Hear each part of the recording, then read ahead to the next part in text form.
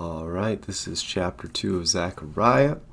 Our group did not meet. It was canceled for this week, so I wasn't able to ask my deep, burning questions. So we'll get back to that, chapter 1. So we'll do a little review of chapter 1 or whatever we cover. Today I'm just going to try to get through chapter 2. Keep it short so I don't get too far ahead. I'll get distracted on further things in the book and won't be focusing on the beginning. The big question I still have is the horns. I went into this a lot last time, then the blacksmiths, and I watched a little video by Baruch Corman, who does chapter by chapter as well, Zechariah videos. I'm glad I found his videos. It's interesting to see his perspective, and he said plowmen might be the word there, because we have blacksmith or craftsman, possibly plowman. I kind of like the blacksmith because I was thinking of the five empires, the five kingdoms, or different goals. It's almost like their craftsmen would make an idol. Plowman I kind of like. It makes me think a lot of like the apocalypse of Baruch. I think I said apocrypha last time. So apocalyptic literature is not necessarily, we think like, oh, it's end time stuff. And I think it can parallel, but a lot of this stuff has been fulfilled. A lot of this stuff has already been fulfilled. Daniel and everything there. And there's hints at further fulfillment. You can tell that things haven't happened in completion because we haven't returned to the land. It's not the millennial reign, right? Obviously. I mean, if you think that it is, that's confusing because there's a lot wrong in the world. I don't see how it could be in the millennial reign right now. It doesn't work. So plowman, I like the idea of, obviously I'm thinking four horns because there's two oxen pulling the plow, and you got one guy behind it. And I talked last time about these kingdoms were just kind of like the same land. It's the same two oxen. It's like we think of Babylon, but Babylon had conquered all of Assyria, so it had contained all that land. And, some things change. Like sometimes they controlled Egypt, sometimes they didn't. You'll see that some of these kings, if you look them up on Wikipedia, they're listed as king or pharaoh of Egypt as well, which, they would just consider whoever was reigning and as the pharaoh. Which brings me back to a point I had about the Pharaoh at Moses' time not actually being from Egypt, but an Assyrian himself. But that's a rabbit trail, but just giving you an example. So these horns, and then are these just what God uses to control. There's a lot of talk of politics right now with Trump being the Lord's anointed. I think he gives the wrong idea. It's like Cyrus the Great was the Lord's anointed. Why? Not because he was righteous, not because he was a believer. You're probably not going to see him, at the end. You're not going to see him, saved or whatever have you. But he did the Lord's work in the fact that, God used him to bring his people back to the land. I mean, we could say Hitler was the Lord's anointed because in 1948 he really was the catalyst to bring the people back to the land. Like, how can Hitler was not the Lord's anointed? Making a point that we should be really careful about being a Republican first and a Christian second. And it was probably really easy for these people in this time because it relates so well to us. It's because we are in exile. They're in exile. Some have returned to the land. We're still waiting on Messiah. They were waiting on Messiah. We're waiting on Messiah. It's a very similar time period. We're in exile. They're in exile. We're all waiting for this return. We're waiting for Sukkot, essentially, the Feast of Feasts, the 8th day, the endless Sabbath. That's what we're all waiting for. That's what they were waiting for, and it's just parallels really well. So, Cyrus the Great, Lord's anointed, probably one of these plowmen. He would be a good example of a plowman. I don't know if Alexander the Great would be a good one because Persia was kind of, like I said last time, a reset period. It was a grace period. Kind of good things happened for Israel during that time, maybe except for Purim. It's not a good time because it was going to be one of the greatest genocides, but it actually, even then, it was grace. The Jews survived. It worked out well. So Alexander the Great conquered that system. So was he a plowman? Are these plowmen good? If he's a bad plowman, he's leading these oxen. They're leading the nations. So these craftsmen, as they break up the horns, Let's read it here. This is the ESV. The Lord showed me 4 craftsmen, and I know we covered this last time, but just my thoughts throughout the week. Show me 4 craftsmen, and I said, what are these coming to do? Or plowmen. And he said, these are the horns that scattered Judah, referring to the horns before, so that no one raised his head. You pray, you'd look up. You wouldn't bow your head like we do today. You lift your eyes down. And these have come to terrify them, to cast down the horns of the nations who lifted up their horns against the land of Judah to scatter. And I was like, these are good guys, right? Yes and no. I mean, they're fulfilling the Lord's work. Obviously Cyrus the Great conquered Babylon. He destroyed a nation that's kind of fulfills that. And then the idea of going back to Baruch, or them plowing the land, you're, just like a lot of these minor prophets talk about the land being leveled, where Zion is, to make way for new Zion to come down, right? So it kind of has to happen. This destruction has to happen. Why are God's people tested? And Baruch, I feel, really answers this well, because he uses the same analogy almost like Jesus does, the parable of like sowing the seed. So we're plowing the land or breaking up the land. It's uncomfortable. It's not good. It's destroying things. But it's so those seeds can be planted, and the seeds are scattered, just like Israel and Judah were scattered amongst the nations. So Jonah, when he went to Assyria, essentially Nineveh and Assyria kind of made a covenant with Yahweh. And like, well, we don't know our right hand from our left hand. How do we follow God's law? Well, here's all these people now suddenly all scattered amongst us, teaching us how to live. We made this covenant. Now we have to follow up on our end of the bargain. We repented. We were sorry, but we didn't really know what we were sorry for, what's right and what's wrong. There's kind of universal laws that everyone knows. It's like your standard Christian keeps 80% of the Torah today, of what we can't keep, without even really studying it. It just happens naturally. It's just, don't murder that guy. It's not that bad. The rest of them are just kind of more dietary laws and Sabbaths and high holy days and everything like that. So good picture there. And then Baruch was Jeremiah's scribe, and he was saying that, because he was watching Jerusalem be destroyed. And he's standing outside, and he has the same kind of encounter here where this kind of talks to an angel. The angel answers. We see the same thing kind of in Daniel. These angels are like, they're interacting and asking questions, and they give us answers. Or like, give us more. Come on, you're talking to an angel. It just seems so like not direct. He's like, tell me what the craftsmen are. I'll tell you what they are. He's like, all right. He's like, well, that's kind of obscure. And unfortunately, it's just that way. And maybe they were more elaborate, and they could only put it this way. Like Daniel was told to seal things up because he couldn't, give us, he doesn't want the enemy to know that we know. I don't know. Now, Baruch is saying, the harvester, the farmer, the plowman rejoices not in the seeds that don't take root, not in the seeds that don't bear fruit. It's the harvest that he rejoices in. So he's not going to get all caught up in what doesn't bear fruit, because they're just going to be gathered with the tares, right? Like Jesus was saying. Because when Jesus came, there was people that were scattered all over the world. Yeah, he only stayed in Israel. But that was really just to get his 12. He wasn't. More people were, saved, brought to the understanding of Messiah in just a couple days after Jesus left by the work of the apostles than Jesus did in his whole ministry. Because they were all waiting for him to just do the king, be Messiah, take control, kick the Romans out. I even have a theory that Judas was just the smartest and well-read of the apostles and knew what Jesus was supposed to do, and he's not doing it, so we're going to put him into a situation where he's forced to. He obviously realized, I messed up. And he killed himself, but I don't think he knew, he was with him the whole time. He knew that he was the Messiah. No one else could do what he did.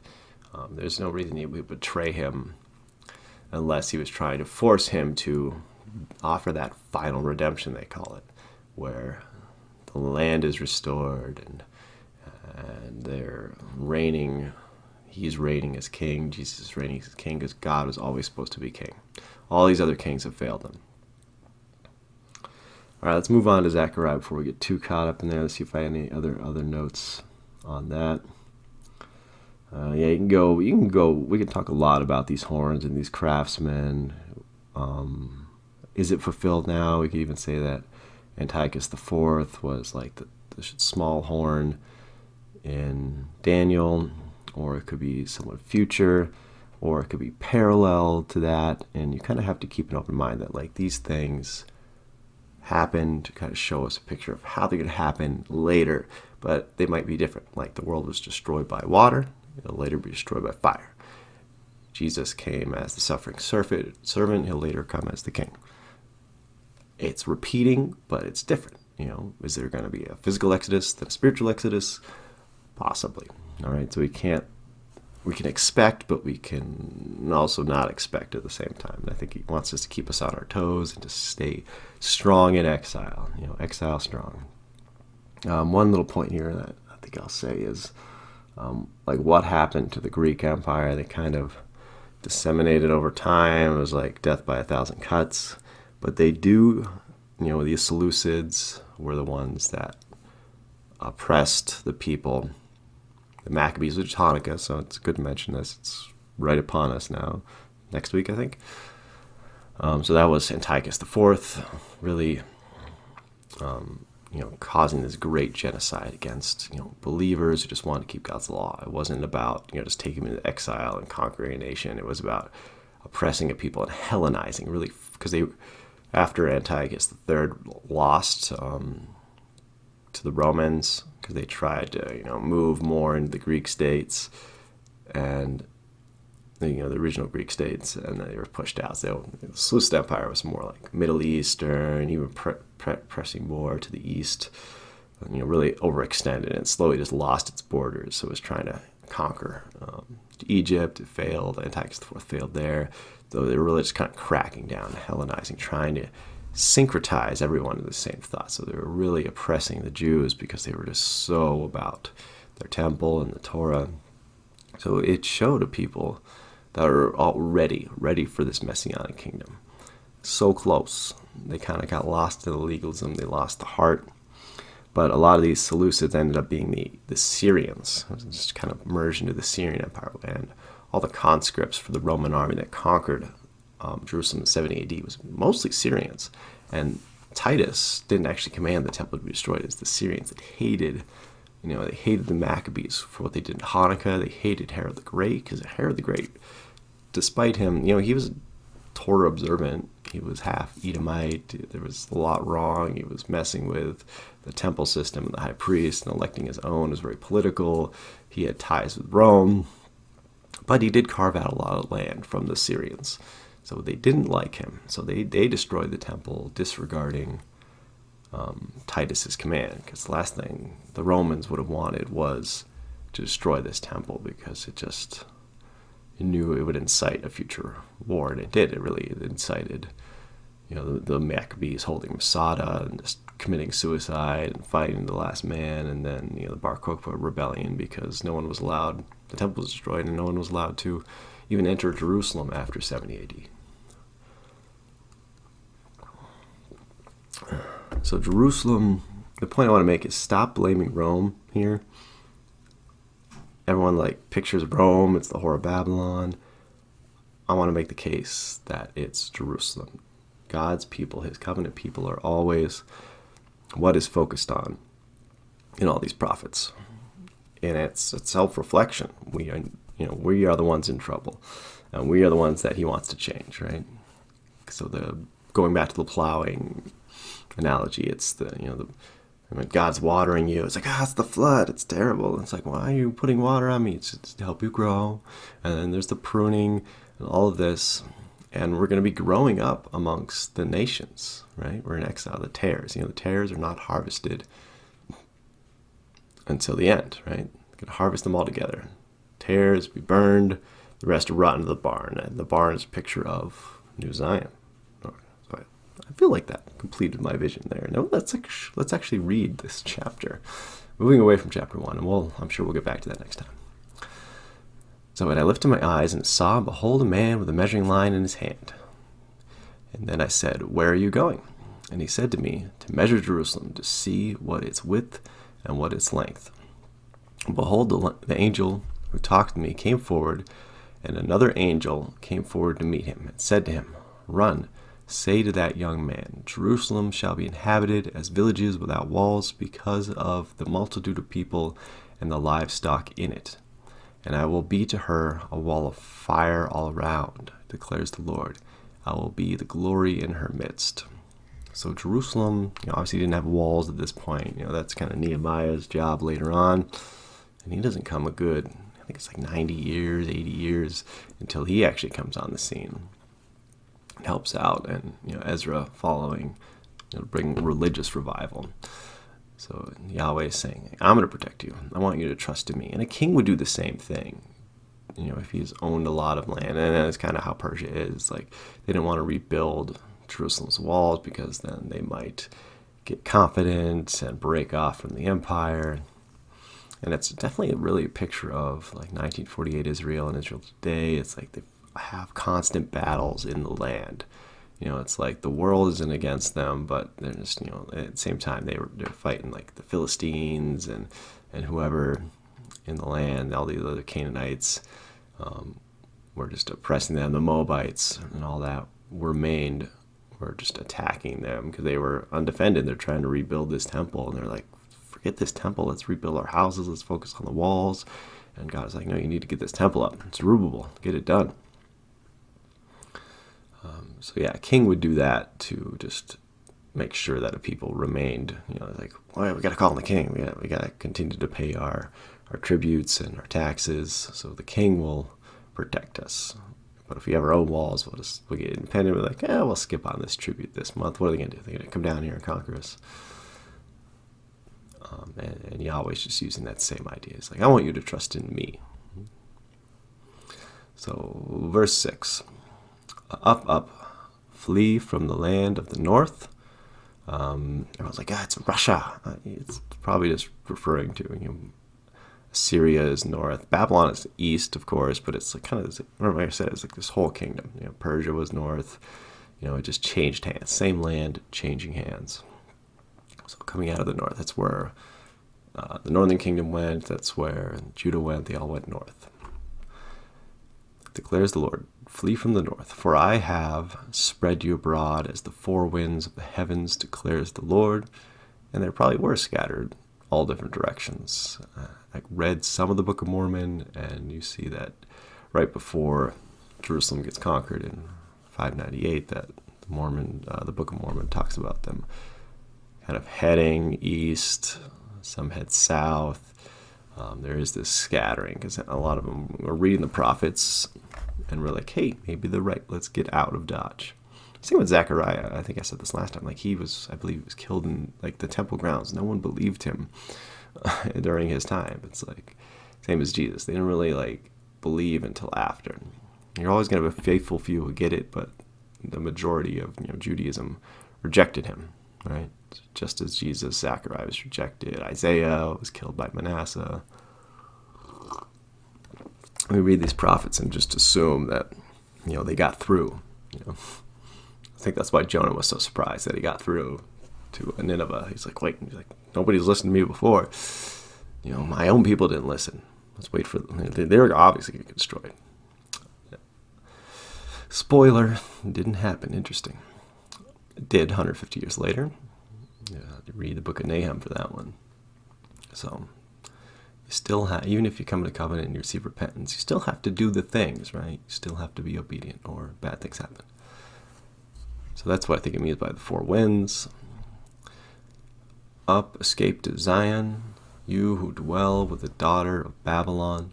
For thus, and we kind of see pictures of the daughter of Babylon later. We got a couple visions coming up, so we'll kind of return to that. But I don't want to get too ahead of ourselves. For thus says the Lord of hosts, after his glory sent me to the nations who plundered you, for he touches you, touches the apple of his eye. He cares about Jerusalem the most, which means we're going to receive the more correction. If you're one of God's children, you're going to receive the most correction. And it's going to seem like all these nations are being successful and they have it so easy, but comforts bring curses, right? Pain is a blessing. It's usually, and it's our own fault anyways. He's just using our own mistakes to help grow us. And it's not like he's doing this to you. It's like he's just guiding. He's guiding. Behold, I will shake my hand over them, and they shall become plunder for those who served them. Then you will know that the Lord of hosts has sent me. Sing and rejoice, O daughter of Zion, for behold, I come, and I will dwell in your midst, declares the Lord. Messianic kingdom is what they're waiting for. And I think we see Zion and we see Jerusalem, and sometimes, and my friend has a daughter named Jerusalem, and I was kind of joking that day, I'm like, if she's misbehaving, is she called Babylon? Because a lot of times Jerusalem will be referred to as Babylon when they're not behaving. I think the same thing happens. I don't remember what exactly Jacob does, but Jacob obviously had his name changed to Israel. And at one point he wasn't doing something right, and the Bible refers to him as Jacob. And it's the same way. It's like he's referred to his old name. It's like you have to be doing what's right if you want to be considered Zion. And yes, of course, there's grace. There's so much grace needed. But Jerusalem isn't the land, and I think he's showing that point here with a lot of these books. It's because the land is going to be destroyed.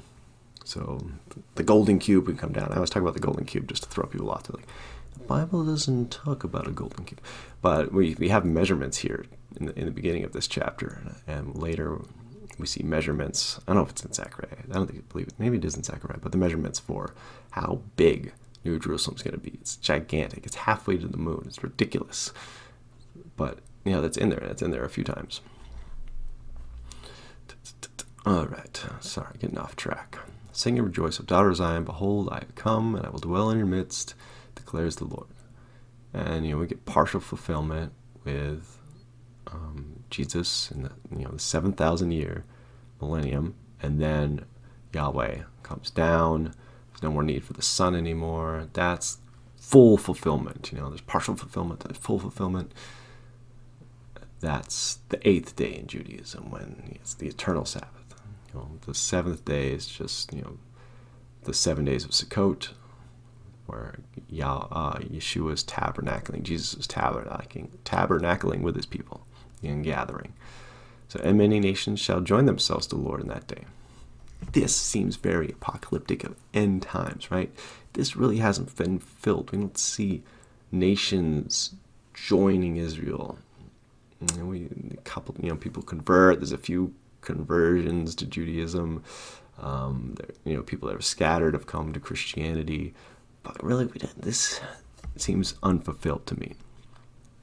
So that's definitely something we could put in the end times box. Everyone wants to put all this stuff in the end times box, and I think they get too focused on what has actually been fulfilled already. It's not that I'm a preterist; it's just like partial preterist. And just because I've always leaned towards this has to happen in the future. Maybe it's something similar that's happening. And many nations shall join themselves to the Lord in that day, and shall be my people, and I will dwell in your midst, and you shall know that the Lord of hosts has sent me to you. And the Lord will inherit Judah as his portion in the Holy Land, and will again choose Jerusalem. Be silent, all flesh, before the Lord, for he has aroused himself from his holy dwelling. Great, beautiful picture. And I think with Hanukkah coming up, that's what we need to remind ourselves. Like, if you think you're going to escape the testing of Yahweh, you've got another thing coming, or you're not even one of his children. Let's think about what happened in Hanukkah. Very terrible, terrible time. And after that, I'm sure they thought, this is it. And I think it was the closest thing to the Messianic kingdom, people keeping Torah, like I said before. And I think that's why Jesus gave him a shot, right? He's like, this is close. I'm going to give you a shot. You're not ready, but it's enough for me to come down and show you the way. So we'll get to chapter 3 next time. I got to run. I know that was a long-winded history and everything, but the more I get that out of the way, the more we're able to slide through these next visions and everything. And I'm just throwing ideas out there for you. Love history. You can go a lot of different directions with it. You can start. I think a lot of people get stuck on Daniel and Revelation. Not that they're not good, but I think you need to the foundation is, I'm saving Daniel and Revelation for later. I've read them, of course, before a few times, but moving through these prophets, getting a grander scale of how God's mind works, how understanding his heart, and then you'll be able to know where things are going. You'll be able to recognize the signs. Let's see if we have any notes in my Bible. Probably everything I said. Yeah, I think that's it. That's covered. I'm sure we'll all come back with more notes after we talk at Bible study. All right, guys. Blessings. Shalom. Take care.